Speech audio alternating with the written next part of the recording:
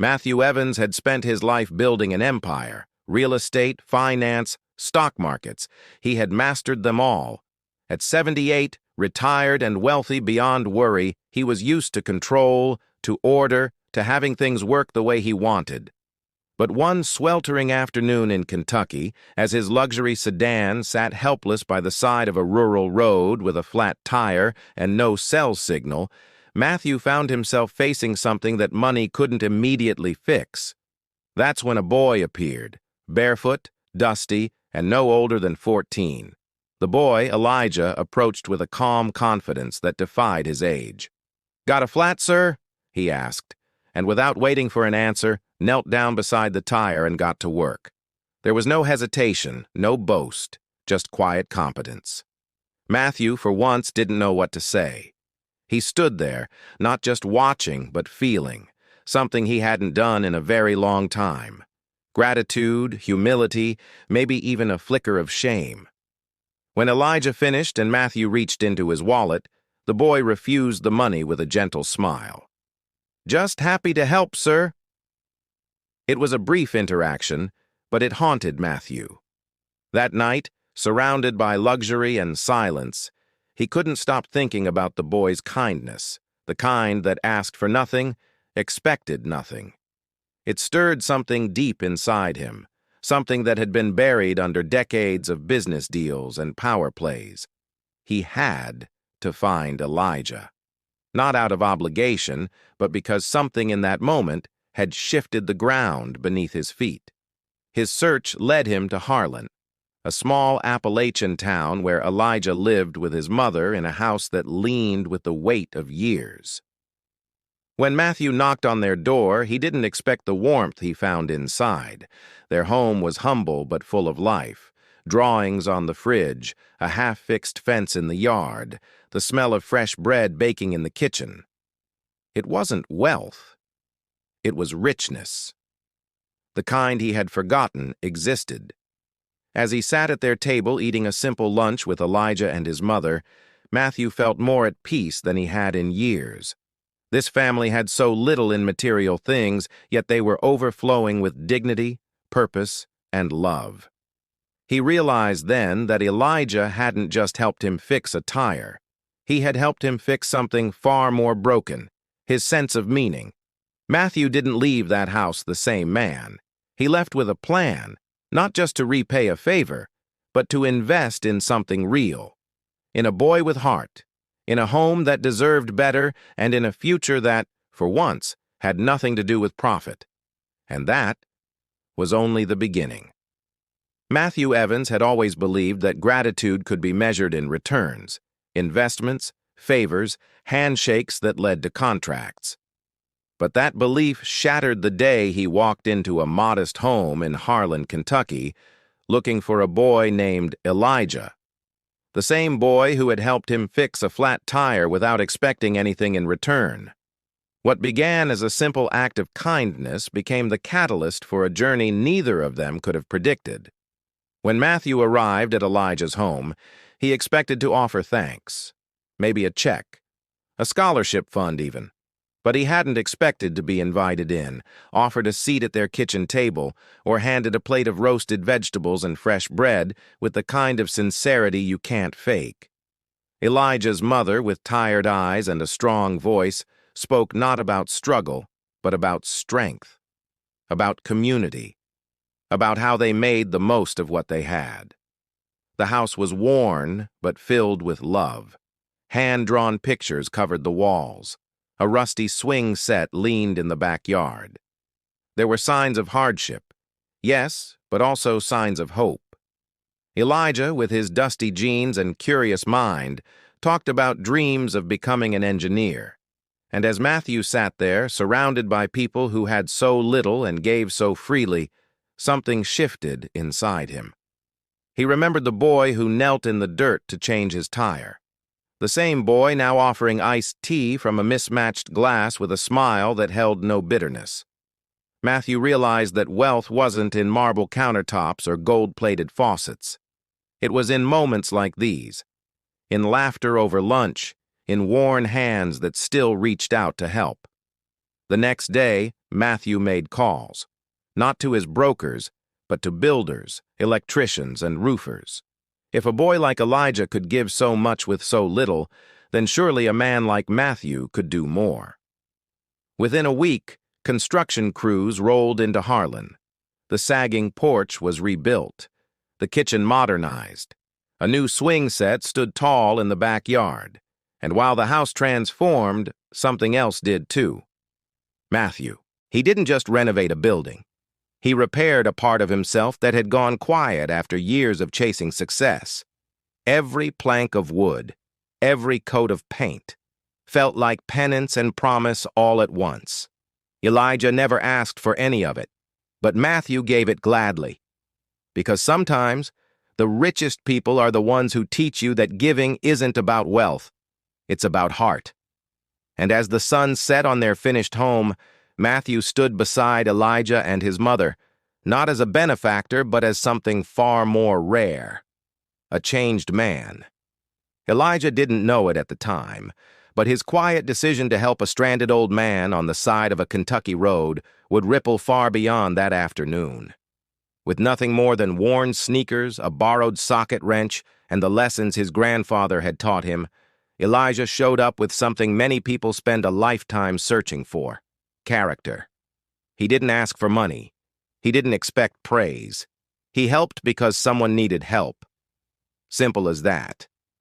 But to Matthew Evans, a retired millionaire used to transactional relationships and gated communities, it was anything but simple. In the weeks after their unlikely encounter, Matthew couldn't shake the feeling that the boy had given him more than a repaired tire. He'd reminded him of a version of himself that had been lost somewhere between boardroom deals and country club brunches. So when Matthew returned to Elijah's modest home in Harlan and witnessed the strength of a family surviving with so little and yet giving so much, he knew he had to do something. Not out of pity, but out of respect. The renovation began as a gesture of thanks, but became something far greater. As crews rebuilt the porch, patched the roof, and replaced the old swing set, Elijah watched in awe. But he didn't sit idly by. He asked questions, took measurements, studied the way beams were leveled and wires run. One of the construction workers, a gruff man named Joe, noticed the boy's spark and handed him a tape measure. "Want to learn?" he asked. Elijah's eyes lit up with a fire that couldn't be bought. Every day after school, he showed up like it was a job. In reality, it was a calling. Meanwhile, Matthew found himself returning to Harlan more and more. Not because he had to, but because he wanted to. Sitting at Elijah's kitchen table, sipping sweet tea and listening to the boy talk about his future, Matthew felt something shift inside him. For the first time in years, he wasn't thinking about stocks or estate planning. He was thinking about legacy, the kind that isn't carved in marble, but in moments that matter. By the end of the renovation, Elijah wasn't just a curious teenager. He was an apprentice in the making. And Matthew? He was no longer just a wealthy man with time to kill. He was a mentor, a friend, and perhaps most importantly, a man reconnected with his purpose. Sometimes a small act of kindness doesn't just change the life of the one who receives it, it transforms the one who witnesses it. Elijah's hands may have fixed a tire, but his heart restored something much more important.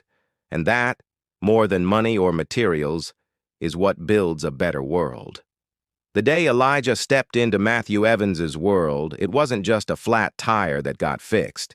It was something far more fragile, a broken sense of purpose. For years, Matthew had lived surrounded by marble floors, fine wines, and business accolades. Yet in all that abundance there was a hollow silence. But in the company of a boy with dusty jeans, calloused hands, and a heart full of quiet dignity, something in him began to stir. After Elijah's simple act of kindness, Matthew found himself drawn not to lavish banquets or the next financial venture, but to Harlan, a quiet Appalachian town where a worn porch held more meaning than any penthouse suite. And it was there, amid chipped paint and creaky floorboards, that Matthew made a decision. This family, this boy, deserved more than his admiration. They deserved action. As construction crews rolled in and renovations began, something remarkable happened, not just to the house, but to everyone around it. The neighbors came by to lend a hand. Elijah's classmates stopped to watch. And Elijah? He transformed. No longer just a helpful teen, he became the beating heart of a movement he didn't even realize he had started. He shadowed the workers, asked questions, learned tools by name and by instinct. Joe, the carpenter who'd been building for 3 decades, said the boy had hands like he'd been born with a blueprint in his pocket. Matthew watched from the sidelines at first, clipboard in hand. But slowly, his posture softened. The man who once measured success in contracts began to measure it in laughter, in Elijah's smile, in the way the boy's mother served sandwiches to sweaty workers with the kind of grace money could never buy. The house came alive, not just with new shingles and wiring, but with hope. The porch no longer sagged, it stood strong, like the family that lived within it. And when Elijah's mom said through tears, "It's not just a house now, it's a home," Matthew felt his chest tighten, because he realized she wasn't just talking about the building, she was talking about the people, the unity, the unexpected friendship between an old man who had forgotten what mattered and a boy who never had. When the last nail was driven and the final coat of paint dried, the community gathered, not for a ribbon cutting, but for a potluck. There was no press, no speeches, just food, laughter, and life. And as the sun dipped low and Elijah sat next to Matthew, their shadows long and connected across the porch floorboards, Matthew leaned in and said, "You didn't just fix my tire, son. You fixed my heart." Sometimes it takes the smallest spark to light a fire of change. And in Elijah's case, that spark was kindness, a force strong enough to rebuild a house, reconnect a man to his purpose, and remind an entire community that the greatest wealth lies not in what we earn, but in what we give. Matthew Evans once believed he had seen all life had to offer: high-stakes business deals, lavish parties, luxury cars. But none of it compared to the quiet, unexpected moment when a young boy named Elijah refused his money after helping him with a flat tire. That simple act of kindness, offered without hesitation or expectation, stirred something inside Matthew he hadn't felt in years: humility. In the weeks that followed, Matthew couldn't shake the memory of the boy's selflessness. He returned to Harlan, not to repay a debt, but to reconnect with Elijah, with his roots, and with a part of himself long buried beneath decades of wealth and ambition. The boy and his mother lived modestly, but their home radiated warmth, strength, and pride. It was a far cry from Matthew's cold estate filled with things, but lacking life. He decided to help, not as a savior, but as a man finally understanding what truly matters. Renovations began on Elijah's home. At first, Elijah didn't know what to make of it, but his curiosity soon turned to passion. He watched the workers with wide eyes, asking questions, learning, dreaming. Matthew saw himself in the boy, only braver, kinder, more grounded. Each day Matthew returned, not just to supervise, but to witness something beautiful: the blooming of potential. Elijah started measuring boards, asking about tools, staying late to help clean up. The workers, rough around the edges, grew fond of the boy who never stopped asking, "What's next?" And Matthew, once defined by numbers and profits, felt pride in a different kind of investment. When the house was finished, neighbors came to admire it, not just for its fresh paint or new porch, but for what it represented: a shared hope, a quiet transformation. Elijah's mother, teary-eyed, told Matthew, "You didn't just fix our house. You reminded us we're not alone." That evening, as the sun dipped behind the hills, Elijah turned to Matthew and said, "I think I want to build things for people one day, like you did for us." Matthew placed a hand on his shoulder, steady and full of meaning. You already started, Elijah. That day you stopped to help a stranger. You built something far greater than a house. You built a future. It was then Matthew realized this wasn't a chapter closing. It was a new beginning. One where wealth wasn't measured in bank accounts, but in moments. Moments of connection, of purpose, of legacy. Elijah had given him that gift with nothing but a wrench and a smile. Sometimes it takes a child to remind us of life's greatest truth. It's not what you have, it's what you give. As the last nail was driven and the final coat of paint dried, something remarkable had begun to take shape in Harlan. Not just a house, but a legacy. Matthew Evans, a man once defined by corner offices and conference calls, now found his life intertwined with a humble boy named Elijah and his mother. What had started as a simple act of kindness, changing a flat tire, had rippled into something far greater. The rebirth of a man's purpose, and the spark of a young boy's dream. In the weeks following the renovation, Matthew found himself returning again and again. At first, he told himself it was to check on the progress. But deep down, he knew the truth. He felt more at home in that modest yard, watching Elijah ask questions about wood and wiring than he ever had in his sprawling mansion. And Elijah, well, he wasn't just helping anymore. He was learning, absorbing, and thriving. The same kid who humbly refused a tip now walked among builders like a budding apprentice, his curiosity shining through every question. One afternoon, Matthew arranged for Elijah to shadow Joe, the lead contractor on the renovation. Joe, a gruff man of few words, quickly grew fond of the boy. "Kid's got hands," he'd say with a nod. Elijah soaked up every lesson: how to measure twice, cut once, how to balance strength with precision, how to see a blueprint not as a set of lines, but as a future waiting to be built. The workers began calling him Little Chief, a nickname that brought a shy grin to Elijah's face each time. Matthew stood by often, quietly observing with a warmth he hadn't known in decades. In Elijah, he didn't just see potential. He saw a mirror to his own childhood before money complicated things. It reminded him of his own father, teaching him to hammer nails straight in the family's old shed. Somewhere along the way, Matthew had traded those moments for contracts and corporate ladders. But here, in this little town, with this remarkable boy, he found a second chance.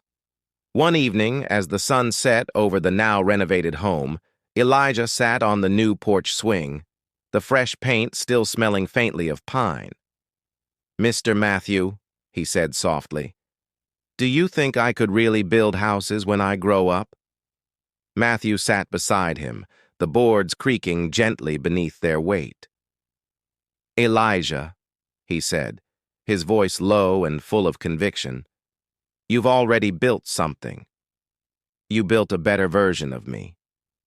The porch fell into silence, but it wasn't empty. It was full of something real: legacy, purpose, hope. For Matthew Evans, the real return on investment wasn't in stocks or structures. It was in one young boy's future, and the echo of a good deed that had transformed both their lives. Because sometimes it only takes one small act to build something timeless. The house stood gleaming under the afternoon sun, its white siding fresh, the porch solid and welcoming. It was hard to believe that just weeks ago it had been a place worn down by time and weather. Now, thanks to a chance encounter and a boy's quiet act of kindness, it radiated with new life. But the transformation wasn't just physical. It was something deeper. Inside, something had shifted not only in the home, but in the hearts of everyone who had touched this story. Most of all, Matthew Evans. For most of his life, Matthew had measured success in numbers, in deals closed, accounts expanded, square footage acquired. But sitting beside Elijah on that newly built porch, sipping iced tea and listening to the boy talk about his dreams of becoming an engineer, Matthew felt something he hadn't felt in years: peace. Not the kind that comes from wealth or retirement, but the kind that settles into your bones when you know you've done something that matters. What moved Matthew the most wasn't just Elijah's humility or work ethic, it was his quiet certainty that helping others was simply the right thing to do. No audience, no applause. Just decency, passed down from a mother who raised him with more love than luxury. Matthew saw himself in Elijah, not the man he had become, but the boy he once was. Before the stock portfolios and gated community, before life became too busy to notice the small, beautiful things. As word spread around Harlan, neighbors who had once driven by the worn house without a second glance now stopped to admire the transformation. Some brought food, others offered tools, and a few just came to say thank you. But they weren't thanking Matthew alone. They were thanking the boy whose generosity had stirred something greater. Elijah had reminded everyone in the simplest way of what community truly meant. In the days that followed, Matthew returned often, not with his checkbook, but with his time. He sat in on Elijah's science projects, helped plant a vegetable garden with his mother, and even started mentoring a few other kids in the neighborhood. Each visit reminded him that giving back didn't require grand gestures. Sometimes it just took showing up. The day Elijah received a scholarship offer, thanks in part to a letter of recommendation from Matthew himself, there were tears in his mother's eyes and pride in every handshake from the townspeople. And as Matthew watched Elijah beam with joy, he realized this was his greatest legacy. Not his wealth, not his career, but this ripple he helped start in one boy's life. Because in the end, it wasn't the house that had been rebuilt. It was a life, a spirit, a purpose. And for Matthew Evans, a man once driven by gain, that was the richest return he could have ever imagined. All because a boy stopped to help a stranger on the side of the road, with nothing to gain and everything to give. One of the most powerful lessons from Matthew and Elijah's story is that kindness doesn't require wealth, only willingness. In a world that often measures worth by what we own, this story reminds us that true value lies in what we give. Elijah, a young boy with little to his name, offered help without expecting anything in return. His simple act of decency sparked a transformation not only in a wealthy man's heart, but in an entire community. For older adults, those who have lived through decades of change, this story serves as a gentle but profound reminder. It's never too late to reconnect with what truly matters. Relationships, compassion, gratitude. Whether it's helping a neighbor, listening to someone who feels unheard, or simply showing up with a warm smile, these small gestures hold the power to create lasting impact. Matthew Evans discovered this late in life, and in doing so, found a new sense of purpose that money could never buy. In our own lives, we don't need grand gestures to make a difference. Sometimes the most meaningful changes begin with a single act of kindness and the willingness to see others not for what they have, but for who they are.